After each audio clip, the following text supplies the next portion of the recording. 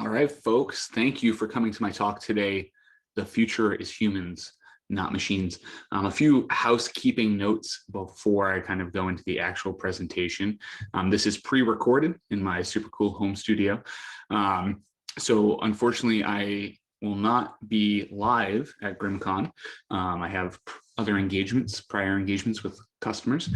So I won't be able to answer questions live.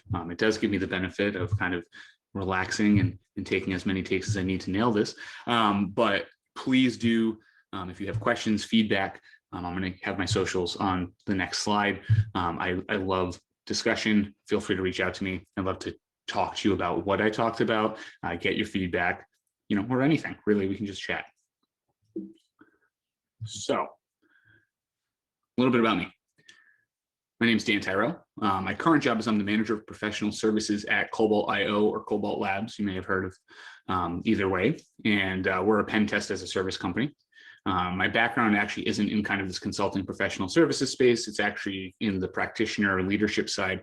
Previously head of information security for a fintech company. I've been a director of information security. I worked at an MSSP as a lead solutions engineer, and a few other, more junior titles, but those are the impressive ones that kind of give me the speaker clout, so to speak. Other qualifications, I have certifications, I promise. There's nothing too extensive. I don't have the alphabet soup kind of thing going on, but I have, I have a few, and I also have the experience. Some other things about me, I'm a nerd. I love comic books. I love reading fantasy novels. I love all those movies, the Lord of the Rings, Harry Potter, etc. I didn't really know how to put in here. I love things that go fast. I love race cars and motorsport. I love roller coasters, and just I'm a little bit of an adrenaline junkie in that regard. I'm also a father, which is the greatest job in the world, and a husband, right? So 2 little girls and a beautiful wife. So I very much enjoy spending my time with them. If you want to reach out to me, as I alluded to, I do love discussion and I love being part of the community. My Twitter handle's there. It's at BitwiseDan. LinkedIn, just look me up, Dan Tyrell. You know where I work. You should be pretty easy to find me. Before we go all the way kind of down the rabbit hole, I want to give a little bit of background on what this talk is. In the end, my goal isn't to tell you what you should think. It's to explain to you how I came to the conclusion I came to, and hopefully get you thinking about how you think about this, right? Is the future of information security humans, or is it tools and machines and new technologies? And I think we know my stance on it. But again, I'd love to hear yours. And really what I want to take you through is how I came to my conclusion, like I said, and I really want to kind of emphasize that, because if at times the process seems disjointed, my slides seem disjointed, you ask Dan, how did you get from there to there? It's just how my mind works, right? And I'm showing you that thought process, and hopefully in doing so, again, I'm getting you to think, I'm getting you to have these discussions in this discourse. So I want to start at the end. I want to start at the conclusion, right? I think it's a little bit more nuanced than humans are the answer, right? I'm not saying machines aren't the answer. My conclusion, what I came to through this process, through this journey of thinking about this, is that machines and new technologies are important, but at the end of the day, an appropriate quantity and quality of human beings are required to have adequate cybersecurity. I don't think that's crazy. It's pretty pragmatic. It makes sense, I think, to me, right? Again, let me know. And you'll see there, this was said by me today at this conference. So let's go back to the beginning. We started at the end. Let's go back to the beginning. And I know we have these conversations daily. I've seen them on Twitter. I've seen them on LinkedIn. I've seen them in Discord groups. I've had them with colleagues back when we could be around the water cooler. But you might be saying, Dan, we're at a conference. How did you end up going down this rabbit hole? And like all good things, it started with an argument.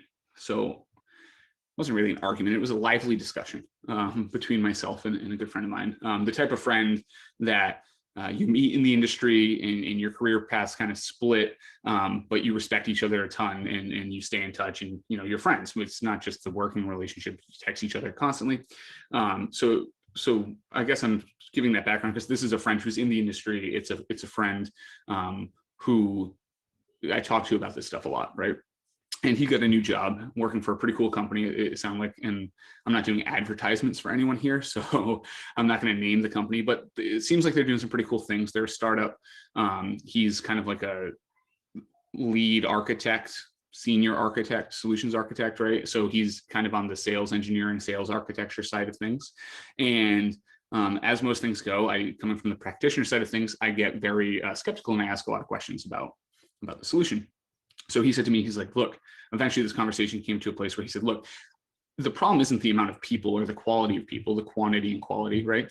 He's like, it's the tools. The tools suck. We don't have enough data. We need more tools, more widgets, more boxes with blinky lights. And I said, I hear you, but I think it's actually the other way around. I think it's people. Like, we have tons of good tools. We have a lot of good stuff, but we need the people. And he came back and he said, yeah, I hear you, but it's the tools. And, he gave his reasons, and I came back and I said, oh, I hear you, but it's people. And it kind of reminds me of this GIF here from Schitt's Creek. It's tort, it's a cake, it's a tort, it's a cake. The conversation just kind of went like that for way too long. So I started on self-reflection. And this is what I mean about non sequiturs and like, Dan, how did you get there? So I started down this path of like, okay, maybe I'm wrong, right? Maybe it isn't people, maybe it is nuanced, maybe it's not, maybe it is tools. Maybe we just need more tools. We need AI, we need machine learning, we need neural nets and quantum computing. Like that's all stuff we need that's going to take care of all the problems in security. And so what I often do is I think historically. And I like to think historically, and I like to think outside of the context of the industry I'm in. And I came to textiles, and it's weird, right? How did you get to textiles? If you look at the colorized photo on the right, it's a city, a small city in Massachusetts called Fall River. Fall River is where I was born and grew up. And Fall River more recently is not known for great things, high crime rates, not best schools, an ex-mayor who's been indicted by the federal government, that type of thing, not great press. More classically or historically, Fall River is known for two major things. One is the Lizzie Borden murders. So I guess the city kind of started off their kind of history of bad news early. If you don't know about those murders, pretty gruesome stuff. Definitely, go check it out. There's been documentaries and movies made on it. It's pretty interesting to live in a city where you kind of have that kind of grim tourism aspect to it. No pun intended. I know it's GRIMMCon. And then the other thing is textiles, right? Which is weird. So Fall River was the leading textile manufacturer in America for a period of time. And they also at one point in time were the second largest textile manufacturer on the planet. And textiles actually continue to run through the blood in Fall River a little bit, in that it's not the major industry, but there's still a lot of things like leading yarn dyeing companies in Fall River. Just found that out today, actually. People bring their alpaca wool to Fall River, and that type of thing. But what happened is, back in the early days, right around kind of the founding and early days of Fall River becoming this textile manufacturing hub, the first automatic bobbin changing weaving loom is introduced, right? And this was like a huge automation change in the textile industry. And it set off actually a century of kind of innovation in the textile industry. But there was this weird timing where this came out. Fall River was moving into this textile industry, and it exploded. This tiny little city in Massachusetts went to the world stage and was the second largest textile manufacturer for a period of about 30 or 40 years. And the reason I came to this is I was thinking about how much automation changed that industry, and how these new tools, these automatic bobbin changing weaving looms, allowed for this explosion, right? And I was like, okay, yeah, machines. And then I was like, okay, I'm going to be talking about this at a conference, and everyone's going to be really confused at this juncture and be asking like, how again, Dan, why textiles? So I thought about transportation, right? This is an easy one. Horses were the primary mode of transportation in the early 1900s. It continued to be common, horse and buggy type thing, all the way up until about the 40s. But it really started to be phased out and replaced with cars when the Model T was introduced. So again, just a more, I guess, a more common or more easy to connect, me thinking about how machines have changed things, right, and innovated outside of the information security industry, more kind of historical context type things, right? And we can look at 1,000 things in the Industrial Revolution. These are just kind of the two my brain went to. But then I started thinking even more, and I was like, hey, that's not the whole story around either of those things. So, you know, Fall River, it wasn't just these automatic looms. Fall River's on a harbor. It's on the Taunton River, which is actually basically it's basically the Mount Hope Bay. If you're familiar with kind of the geography of Newport, Rhode Island, and the Mount Hope Bay, and it kind of feeds all into that river. So they had a harbor. They had the ability to get these textiles on boats up the river and out. And when I say a river, I mean like not your little river. It's a big river. You can go across a pretty long bridge to get across this river. And at the same time, they had this massive influx of immigrants. So they had people who could run these machines, service these machines, and really, you know, make these machines as effective as possible. So okay, now we're coming back towards Dan's humans theory, right? Where humans are important.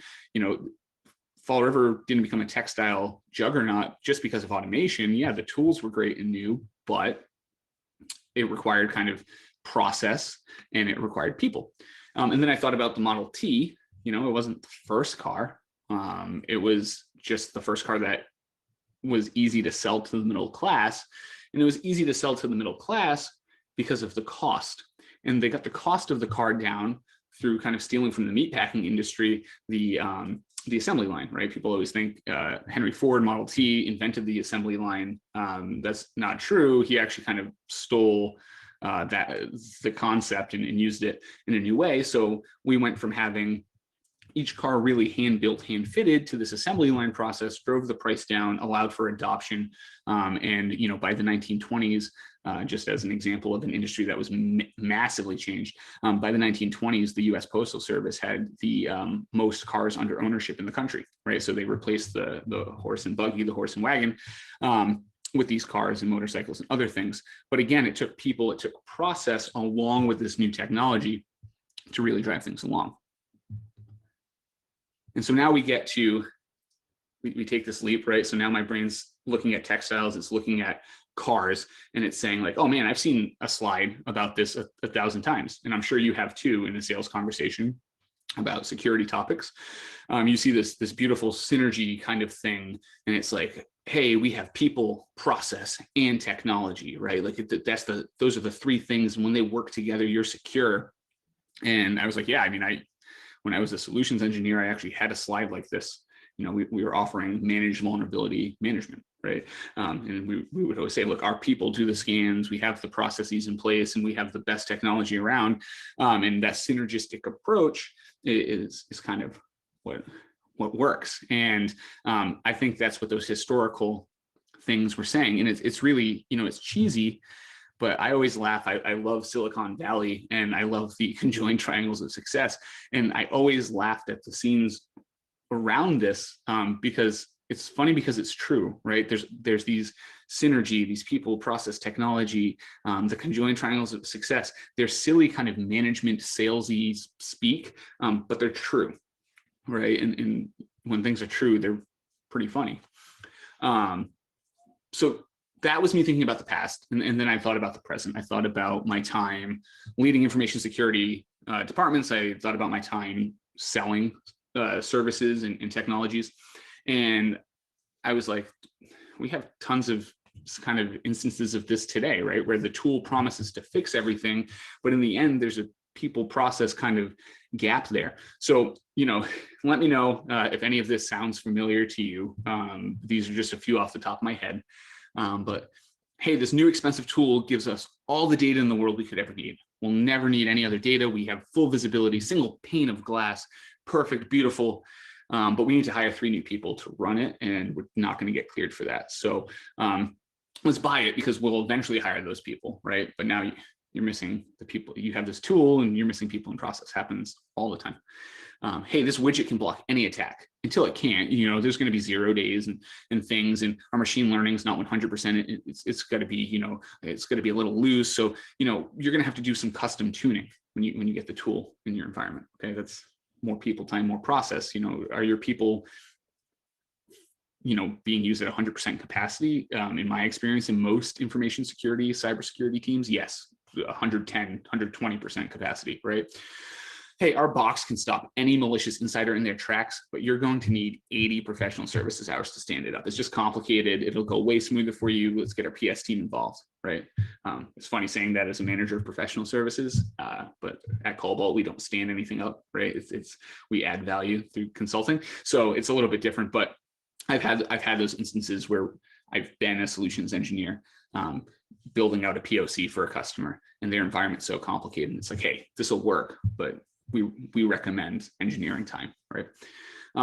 This is a more common one that I've seen too, right? Hey, all of our tools, they can talk to each other. We're going to be able to orchestrate or automate. My brain wanted to say both words at once there.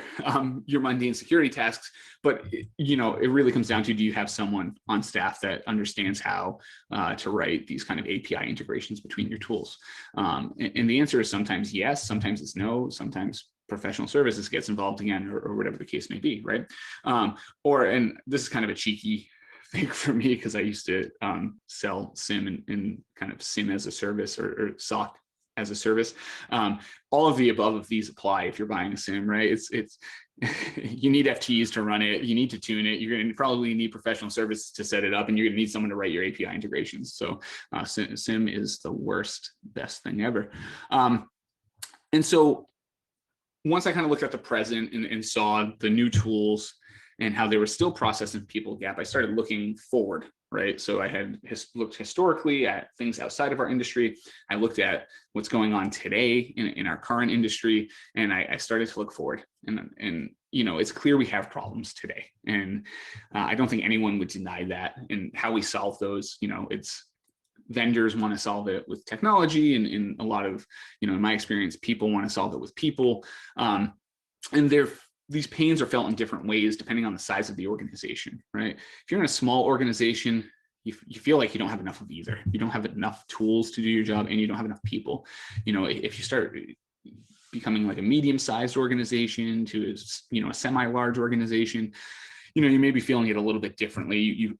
You have the budget, you're buying the tools, but now you really need people, or the other way around, right? You really have the people, but now they need more tools. And then when you're an enterprise, there's just this complexity at scale that happens, right? And so while I think these things are going to continue to persist for some time, I do see a path, for change. I think we can improve a lot in these areas, but I don't really think you came to this talk to discuss the path forward. Like I said, and my intention wasn't to discuss a path forward. My intention was to discuss how I came to this realization, or this thesis that humans are the future, and really kick off a conversation among us, not just about whether it's humans or technology, but maybe let's use this as a catalyst to talk about what that path forward is as information security professionals and leaders and people within the industry. But I'm going to give you 2 people-centric predictions for the future that also came to me actually some time ago. I've held these beliefs for a little bit, and I felt like going through this process, they kind of validated my kind of thesis or outcome. So the first one is that penetration testing is going to replace scanning. That's pretty bold, hot take there, Dan, spicy. I don't think it is, though. I really don't. I think that in my experience running, not all scanners, you still need vulnerability scanners. You should still look for like open source dependencies. And I don't think it's going to take care of everything. There's just some kind of like low hanging fruit stuff you need to do, but like a dynamic scanner, right? I've never gotten a ton of value out of dynamic scanners. The times I've gotten value out of dynamic scanners is when I took the dynamic scanning report and used that as a tool to do my own kind of internal pen test light. That's kind of like where I've seen the most value. Otherwise, it just seems to be like noise. And again, it takes some tuning, and it finds a vulnerability, but really it's not a vulnerability. It can't be exploited, or there's some kind of business logic there that stops it, that the scanner didn't detect, or whatever the case may be, right? And so I think that there's two ways to kind of have pen testing replace scanning. I think one is with a modern delivery model, right? I think the consultancy, ramp up time, type thing is what keeps people from scheduling more pen tests. And this is a belief, again, I've held for a while, and it's why I joined the company I'm at now. This is by no means an ad for them. It's just, they do this, right? And so I think if you use an as a service model around kind of traditional professional services, you can deliver at speed and scale, right? You just need to do things differently. You need to treat the people services like a technology service, right? You need to figure out ways to do things that way. So I think that's one way, right? If you can schedule a pen test, it costs, a reasonable amount of money. You can spin it up in 24 to 48 hours, and you can have real results in real time as the pen tester finds them, and get a report at the end. Like, that's awesome. If you're doing scans quarterly, a quarterly pen test likely works out better, right? But again, it has to be affordable, it has to be fast for that to work. And then the other one is, I'm seeing a lot of companies invest in internal resources. I call them offensive security resources, because I see companies invest in different ways, actual, red teams, pen testing pools, offensive security. In the banking industry, they're called all kinds of different things, global security, whatever. So like, they have different names. So I'm just saying people with those particular skills to actually go and pen test and have offensive capabilities against their own organization. And the reason I think about this is like what I just said. The only time I've ever gotten value out of scans is I did a scan and then I manually touched stuff and validated and tried to break things. And that's where I got the most value out of scans. And so, automated tools are great. They're part of the process, right? But a skilled human allows you to get more coverage and greater accuracy. So that was one. The other one is, I think that red teaming is going to replace penetration testing. I don't think that one's so hot of a take. If penetration testing is moving upstream and kind of replacing scanning, then why wouldn't kind of red teaming replace penetration testing? And I have a few thoughts about this.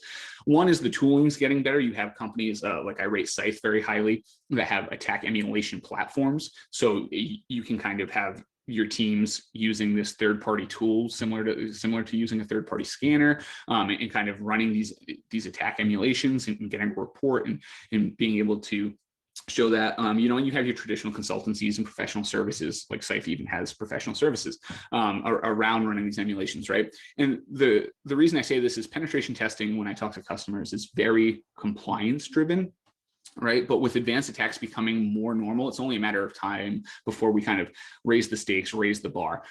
You see it all the time in third-party vendor management. The questions are only getting harder. They're only expecting more. So customers and regulatory bodies are just going to keep raising that bar. And I think at some point soon, you're going to see them say, do you have reasonable assurance that you can defend against an advanced attack, right? Small companies can't afford this, so they'll have to rely on the specialty shops and vendors with kind of tools plus professional services to deliver this for them. And then larger companies who have their own internal teams to do this type of thing, I think eventually, again, they're going to be driven to give a third-party validation for compliance purposes. Okay, that's cool. Company XYZ, that you have an internal team that runs this stuff on a regular basis. It's similar to scanning or doing your own pen testing. We need a third-party validation to make sure you're not hiding anything, right? Trying to be sneaky about it.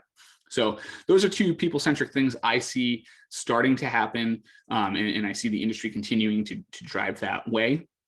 And so with that, we kind of started at the end, went through why I started thinking about this. We covered my thought process, which included textiles for some reason. And then we came to kind of this future state of pen testing replacing scanning and red teaming replacing pen testing. And I have a lot of other opinions, but I only have 30 minutes to talk about them. So after this whole self-reflection, I came to the conclusion that I started with, right? And it's that humans are the future, not machines. I think that machines and tooling will always be important, but you need effective people, right? You need quantity and quality people to run these tools, right? And I think about it all the time. The tool that humans use are important, but if it's an unused or ineffective tool, then it helps no one, right?